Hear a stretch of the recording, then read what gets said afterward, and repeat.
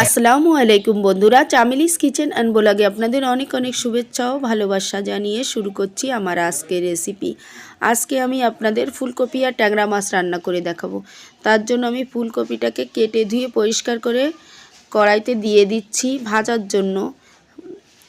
এখানে দিয়ে দিয়েছি তেল, এবার দিয়ে দিচ্ছি স্বাদ মতো নুন, একটু হলুদ গুঁড়ি দিয়ে আমি ফুলকপিটাকে ভালো করে ভেজে নেব।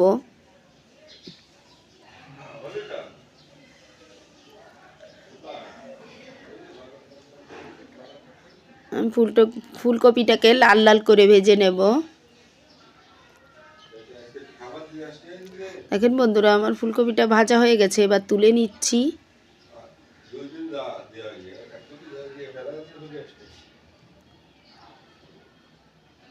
এবার কড়াইতে দিয়ে দেব আলু।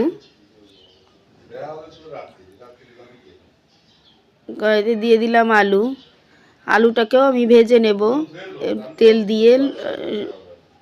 স্বাদ মতো নুন দিয়ে নেড়ে চেড়ে আমি আলুটাকে ভেজে নিচ্ছি। দেখেন বন্ধুরা, আমার আলুটা ভাজা হয়ে গেছে, এবার তুলে নিচ্ছি আলুগুলো।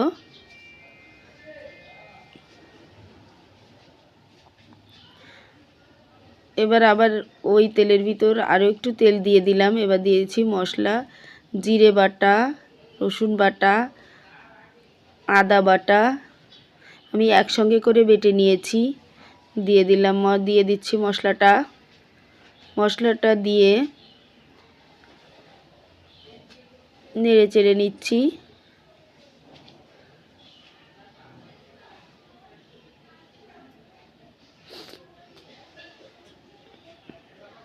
এবার দিয়ে দিলাম একটু পানি,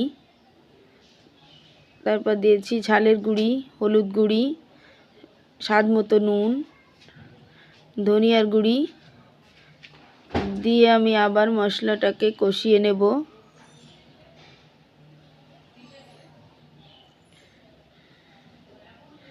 এবার মশলাটা কষানো হয়ে গেছে, একটু তেল ছেড়ে দিয়েছে। দেখেন বন্ধুরা, আমি ওর ভিতর দিয়ে দিচ্ছি ট্যাংরা মাছগুলি দিয়ে আমি আবার একটু নেড়ে চেড়ে মশলা থেকে তেল ফুটিয়ে নেব। আমার মশলাটা মাছের সঙ্গে ভালো করে কষানো হয়ে গেছে। এবার দিয়ে দিলাম ফুলকপি আর আলু, দিয়ে এটাকেও মশলার সঙ্গে মিশিয়ে নেব।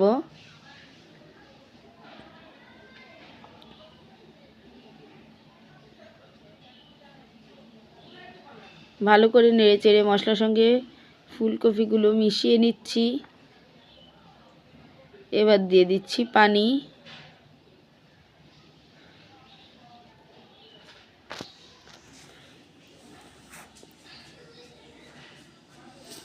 পানি দিয়ে একটু নেড়ে চেড়ে দিচ্ছি।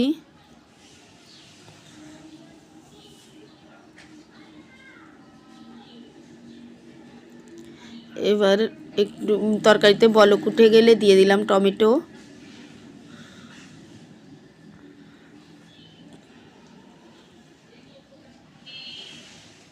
দেখেন বন্ধুরা, আমার তরকারিটা হয়ে গেছে।